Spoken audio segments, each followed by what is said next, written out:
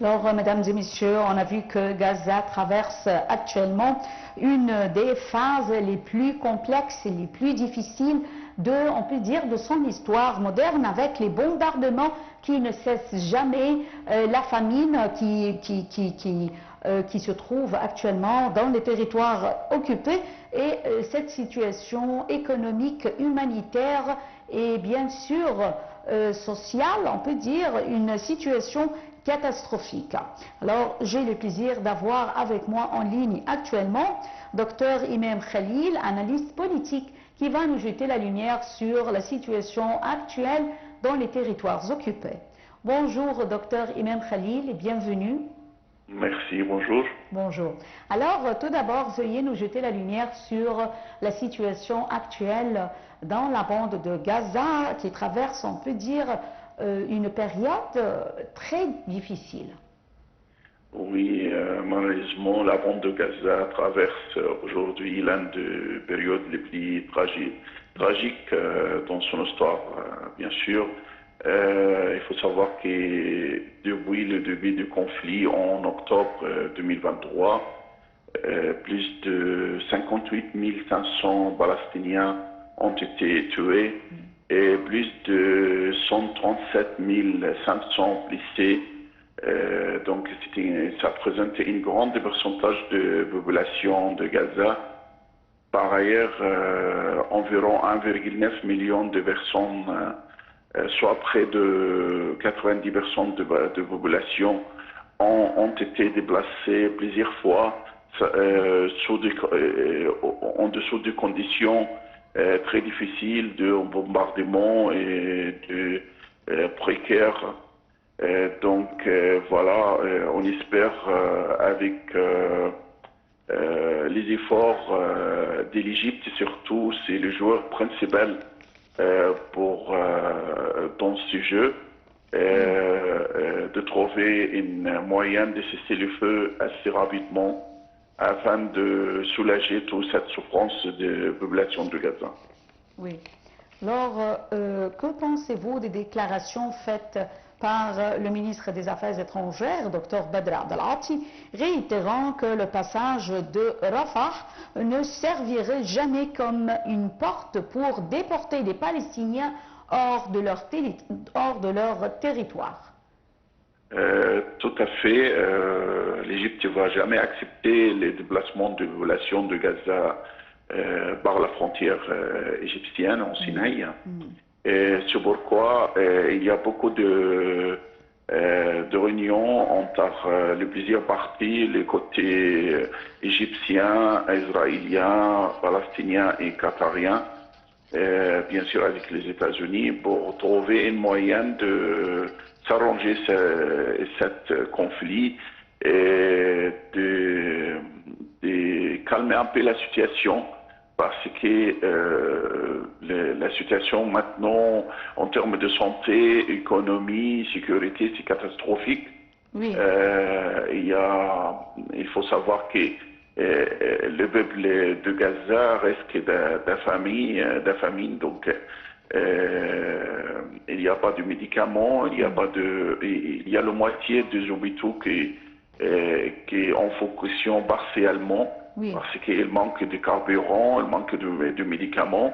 Oui. C'est la raison pour laquelle il y a beaucoup d'intensité en termes de négociations entre le côté égyptien et israélien afin de trouver une solution. Docteur Imam Khalil, analyste politique, alors on voit ensemble sur votre chaîne Nile TV International ou plutôt des incidents qui ont frappé Israël et on n'est pas encore sur des événements ou bien de quoi il s'agit, mais on voit qu'il y a une frappe qui vient de frapper Israël. Et on enchaîne avec vous, docteur Imam Khalil, analyste politique, et on est en train de parler de la situation dans la bande de Gaza et dans les territoires occupés.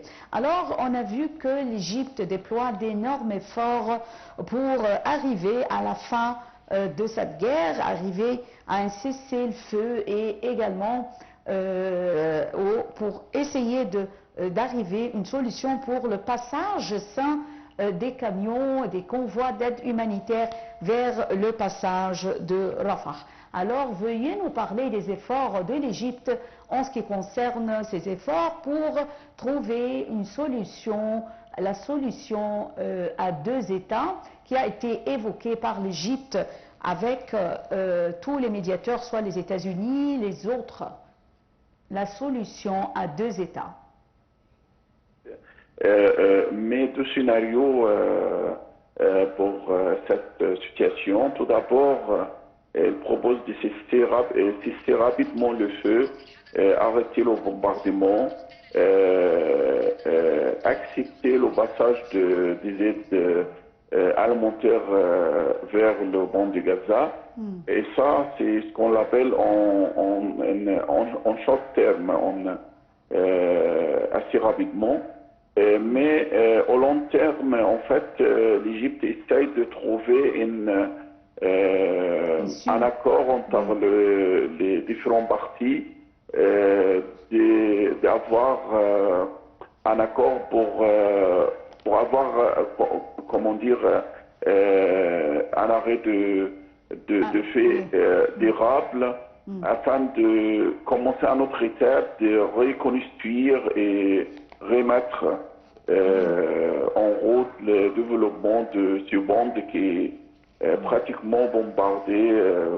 Il y a des pourcentages sortis par les Nations Unies. Ils disent que 92% de routes principales et 84% d'établissements de santé, 67% d'installations sanitaires sont détruits à cause de bombardements.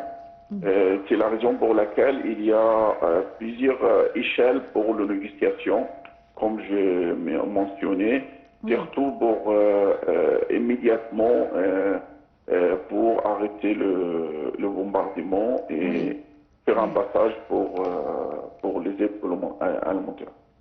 Docteur Imam Khalil, on a vu que l'Égypte déploie d'énormes efforts comme médiateur. Alors, elle a reçu plutôt le Premier ministre, docteur, non pas le Premier ministre, le ministre des Affaires étrangères, docteur Badr Abdelati, a reçu le président du comité central du groupe Fatah. Il avait auparavant reçu Hamas et également, il venait d'avoir un appel téléphonique de Witkoff, on peut dire l'envoyé spécial des États-Unis pour le Moyen-Orient, M. Steve Witkoff. Alors, comment voyez-vous le rôle joué par l'Égypte en tant que médiateur pour trouver une issue à cette crise politique et, on peut dire, cette crise régionale? Tout le monde sait bien que l'Égypte est le parti principal et le pays le plus important qui a la responsabilité et la capacité d'arrêter ce conflit et de trouver des solutions. Et ça, c'est notre rôle, le rôle de l'Égypte historique, sur notre destin, parce que l'Égypte a une grande responsabilité envers les pays arabes et le pays du Moyen-Orient. C'est la raison pour laquelle toutes les négociations passent par l'Égypte, soit avec le responsable des États-Unis, l'envoyé spécial des États-Unis, soit avec les différents partis de Palestiniens, soit Fatah, soit Hamas. Oui. Et aussi le côté de Qatar. Et bien sûr, ça reflète toujours l'importance de prendre en considération la vision de l'Égypte pour arrêter ce conflit rapidement. Oui. Alors, docteur Imam Khalil, on voit que, comme je viens de le dire il y a quelques instants, un incident s'est déroulé en Israël. Et comment voyez-vous la situation non pas seulement en Israël, mais dans tout ce territoire. Alors, les frappes, tout ce qui se passe, tout qui se passe actuellement dans cette région du Moyen-Orient. Malheureux parce que la guerre elle a toujours du coût assez cher. Donc il ne faut pas croire que Israël en tant qu'un État ne souffre pas à cause de cette guerre parce que l'économie israélienne souffre énormément à partir du moment du déclenchement de cette guerre.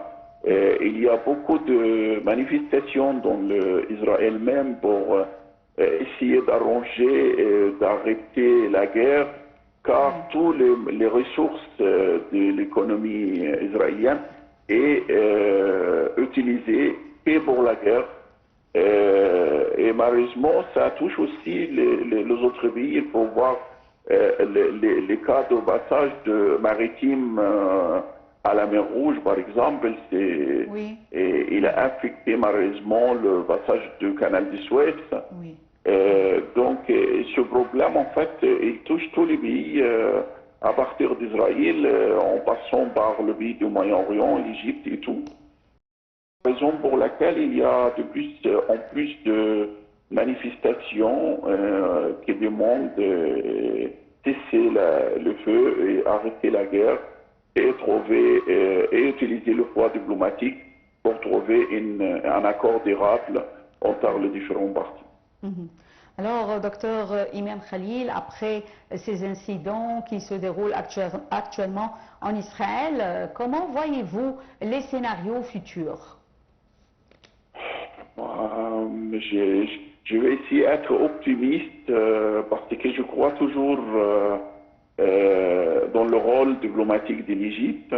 Et on a beaucoup d'expérience, on a de patience en tant que l'état-major dans le Moyen-Orient. Donc je compte beaucoup sur le voie diplomatique parce qu'il n'y a pas d'autre choix malheureusement. Donc ce choix-là doit être accepté par les différents partis. On compte beaucoup sur notre responsable pour intensifier les rencontres entre les différents partis afin de trouver une solution rapide parce qu'il n'y a que le voie diplomatique qui peut nous aider de trouver une solution. Alors, on retourne avec vous, docteur Imam Khalil, à notre sujet, les territoires occupés, notamment la bande de Gaza. Alors, quelle est l'ampleur des pertes économiques sur l'infrastructure dans la bande de Gaza? Comment voyez-vous ces pertes concernant l'infrastructure de toute une ville comme la bande de Gaza? Oui. Allô? Oui, docteur Imam Khalil. Ah oui, parce que oui, la situation est catastrophique. J'ai déjà mentionné que 92% de routes principales au bande de Gaza sont détruites, 84% d'établissements de santé, 67% des installations de l'eau. Donc, on risque d'avoir encore des situations plus compliquées, car il manque maintenant le produit de première nécessité, soit pour les enfants, soit pour faire manger les populations. C'est la raison pour laquelle on doit avoir une solution très rapide pour faire entrer les aides alimentaires par le passage de Rafah. Voilà. Il y a beaucoup de camions en attente et on espère entrer. Et le plus important de faire arriver les aides aux gens n'est pas pour des autres personnes qui essayent de profiter de la situation et de soit voler, soit arrêter cette, soit éloigner cette aide du peuple palestinien. Alors, docteur Imam Khalil, on a vu que, ou plutôt comme vous l'avez mentionné, comme vous venez de le mentionner, alors on a vu plusieurs manifestations dans plusieurs pays européens et autres, des pays occidentaux, non pas seulement dans les pays arabes, en faveur du citoyen palestinien, du peuple palestinien pour arrêter la guerre. Alors, même vous avez mentionné qu'il y a des manifestations ou plutôt en Israël contre la politique israélienne de Benjamin Netanyahu. Veuillez nous donner plus de détails sur ce sujet. Oui, les plupart des pays européens, il y a toujours des manifestations en Pays-Bas, en France, en Angleterre, dans beaucoup de pays européens.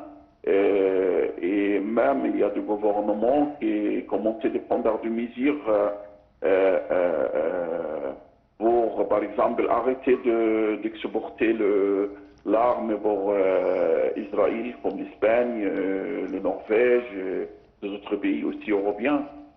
Donc, on peut dire il y a beaucoup de soutien de la part de la communauté internationale, soit le peuple en eux-mêmes, soit les responsables, parce que maintenant on voit bien la souffrance du bande de Gaza et la violence menée par l'armée israélienne. Donc je ne crois pas qu'il y a des États ou des autres personnes qui soutiennent Israël pour ce qu'elle fait maintenant à Gaza. Et c'est un des points positifs dans ce conflit, que maintenant on sait bien ce qui a tort et ce qui souffre et ce qui est le droit. Et bien sûr, la situation, soit dans le monde arabe et dans le monde extérieur, soutient le bande de Gaza et souhaite d'arrêter ce conflit rapidement. On a vu qu'Israël a refusé toujours le plan proposé par les États-Unis, qui a été proposé par l'émissaire spécial des États-Unis pour le Moyen-Orient, M. Steve Witkoff.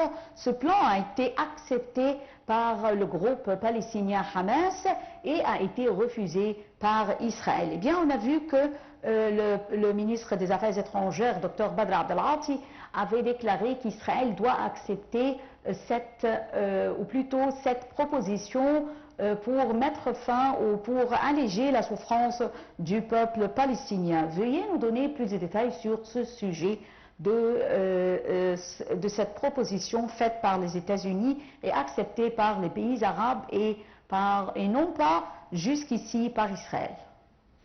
En fait, cette proposition a été acceptée par l'Égypte et Qatar et les pays arabes et aussi l'autorité palestinienne, soit Hamas, soit Fatah.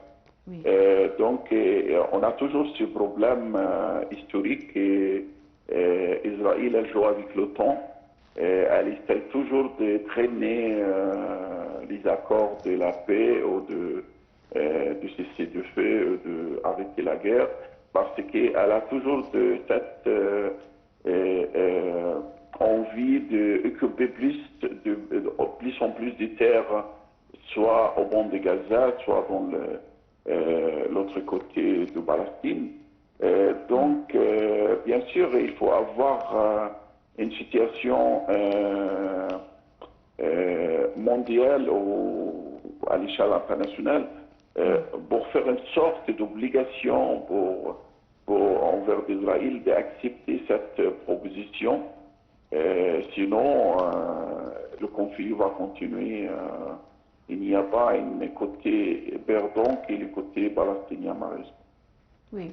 Alors, comment avez-vous vu, docteur Imam Khalil, l'escalade militaire et on peut dire notamment l'utilisation de la privatisation alimentaire comme arme de guerre? Alors, on a vu qu'Israël à utiliser les citoyens palestiniens comme cible en venant pour prendre des aides alimentaires. Alors, comment voyez-vous cette situation? Alors, la guerre alimentaire qui se lance actuellement contre le peuple palestinien, les civils, notamment les enfants. Mais écoutez, je n'ai pas trouvé d'autres mots pour qu'est la honte. Vraiment, c'est la honte parce qu'Israël n'arrête pas d'utiliser, on peut dire même maintenant, il y a beaucoup de pays qui utilisent le mot génocide envers le peuple palestinien du bande de Gaza. Et pour faire ça, elle est prête d'utiliser n'importe quel moyen pour casser le peuple palestinien ou les gens de Gaza afin elle croit, elle va arriver à son objectif de faire déplacer le peuple palestinien envers l'Égypte, mais elle a tort parce que bien sûr, il y a un mouvement international qui fait face à cette envie israélienne. Et voilà, on ne trouve pas de mots, mais voilà, c'est la situation très compliquée, très catastrophique Oui, pour le monde de Gaza. Et Israël ne cesse pas d'utiliser des méthodes vraiment contre toutes les comment dire, illégales toujours contre les Palestiniens. Oui. Alors, je tiens à vous remercier infiniment, docteur Imam Khalil, analyste politique, pour ces explications concernant la situation catastrophique dans les territoires occupés. Très petite pause et on se retrouve tout de suite.